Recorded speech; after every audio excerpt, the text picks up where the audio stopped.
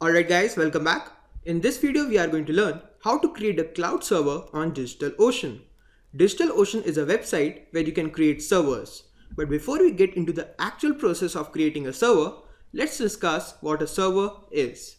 A server or a cloud server is just a remote computer or a laptop that never gets turned off. And because it is never turned off, people over the internet can access it anytime. A server also has a static IP address, that is, the IP address never changes. Now that we have discussed what a server is, let's get into the process of creating a server.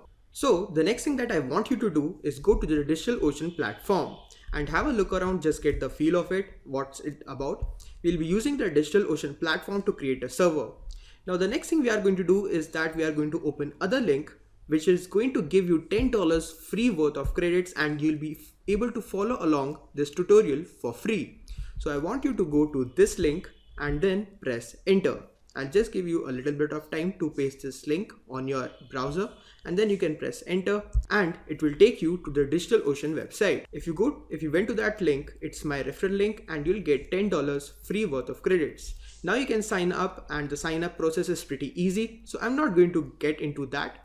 But what I'm going to do is I'm going to log in into my own account because I've already signed up, and I'm just going to put in my email address, my password. After you have logged in, you'll be taken to a page which will look somewhat like this.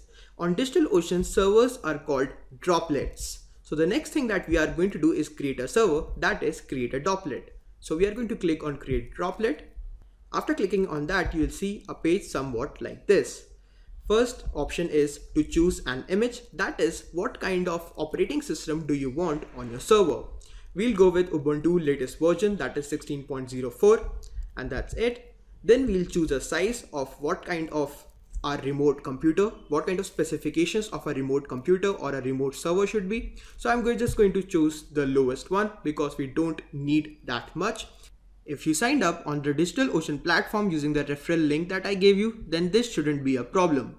And even if you did not, it's just $0.007 per hour. So it's not going to be a problem because we are not going to be using this server for long. So you can just choose this option, then we'll scroll down and it gives us an option of add block storage. We are not going to choose this option. Then we are going to choose a data center region. This default one of New York should be fine, but you can choose any of the servers that are closest to your city, or you can choose a data center region where a lot of traffic on your website or on your server is going to be coming from. I'm just going to leave it to New York. You can do the same. And then it has some additional options of private networking, backups and other stuff. We are not going to use that. Then we are going to get to the new option of add your SSH keys. We are going to get back into it after we complete all the below stuff. The next option says how many droplets do we want, that is, how many servers do we want. We can click on this plus sign and it's going to show, and it's going to give us more servers, but we want only one server, so we are going to leave it to one droplet. And then we are going to choose the name. Let's give it the name of connection, new course, and that's it. Then we are going to get back to add your SSH keys.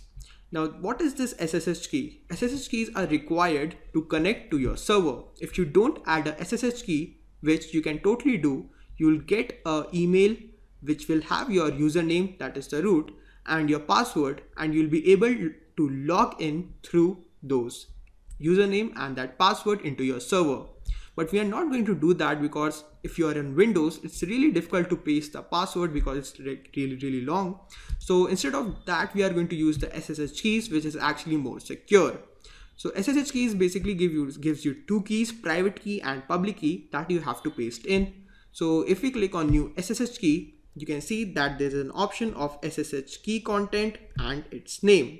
So next thing we are going to do is install something known as putty. So what we are going to do is we are going to close this tab, and then we'll just go to Google and type in putty, press enter, and we'll go to the first link. It's a free SSH and telnet client for Windows. We are going to click on that and download putty over here. we are going to click on download putty. If you are on Windows, this is required to connect to your server, but if you are on Linux, you can just SSH to it directly. But as I am on Windows, I'm going to show you how to do it using the Windows version. Now, if you're using the 32-bit version, you can download this link, but my computer is 64-bit, so I'm going to download this link.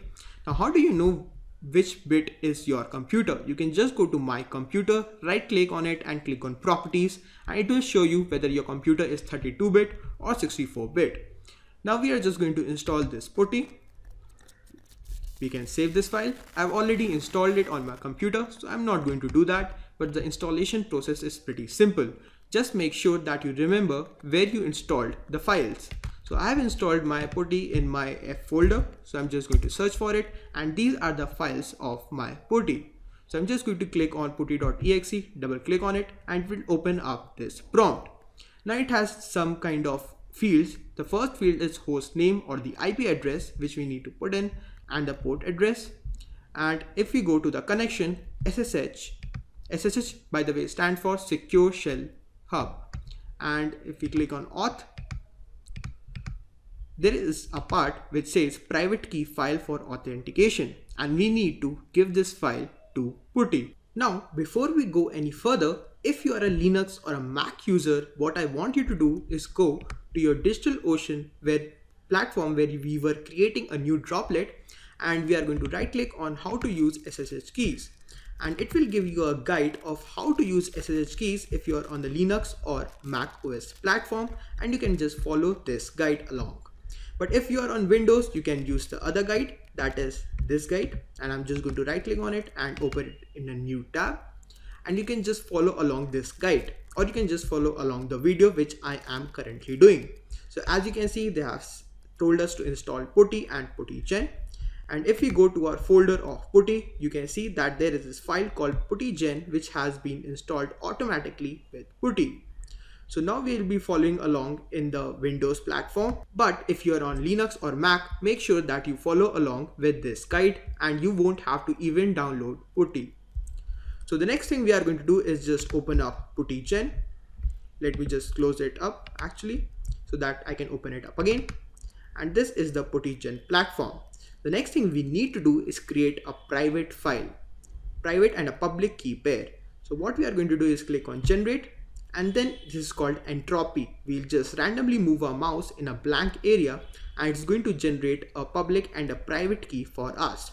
The public key needs to be pasted on the DigitalOcean platform. So this is the keys we have generated. This is the public key that is there. So now we are going to do is we are going to save the public key. Let's actually save it on the desktop, and we're just going to name it public, and we are going to save it, and then we are going to save the private key. Are you sure you want to save this key without a password to protect it? Yes, that's fine. We're just going to save it on the desktop, and we are going to call it private. It's going to be saved with the extension of PPK. We're going to click on save, and now we have generated the public and the private key for us. Now there is this parameter of RSA, DSA, and you don't have to really worry about it. Let it just remain to default, that is the RSA. So now that we have generated the public and the private key, we are going to paste the public key on our DigitalOcean platform. So we are just going to copy this and paste this where it says how to use SSH keys. We're just going to paste it, and as you can see, the red color disappears.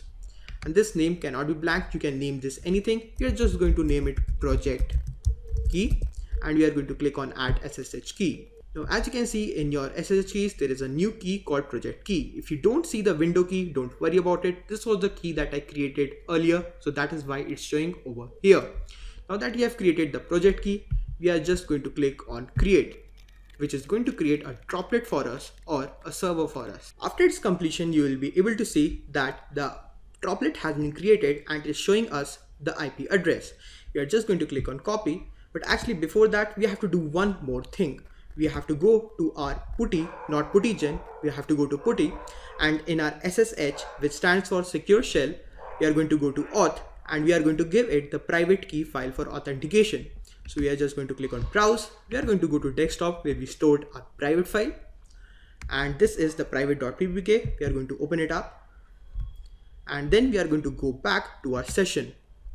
So if you notice, this is on the SSH button, and if you don't have these settings, don't worry about it. These are from my previous projects, and we are going to paste the host name over here. So I'm just going to copy it, and I'm going to go to my putty.puttygen, and I'm going to paste it over here, and the port I'll remain it to 22. Now you can save this. We can just call it new project so that we don't have to do it again and again, and we can save it. And as you can see, a new project setting has added over here. Now we have done everything that we wanted, and we are just going to click on open now, and it's going to give us this Putty security alert. Just click on yes and log in. As you'll have to put the username as root, press enter, and now we have successfully logged into our server. So guys, this is pretty much it for this video. In this video, we learned how to create a server using DigitalOcean. We learned about SSH keys and how to open up our server using this terminal of Putty. Now that we are in the terminal, we can do anything. For example, we can type in ls and we can see all the kind of folders that are in. Right now, there are no folders. So we can just create a folder by using mkdir new, and we can now type in ls. And as you can see, the new folder has been created. So now we are going to do more of stuff with this server in the future videos, where we go into how to create something known as a reverse shell in our project, but that is in the next section. So you don't have to really worry about it right now. So we also learned about SSH keys, and lastly, we learned about how to open this stuff up in terminal. So guys, this is pretty much it for this video. I'll see you in the next one.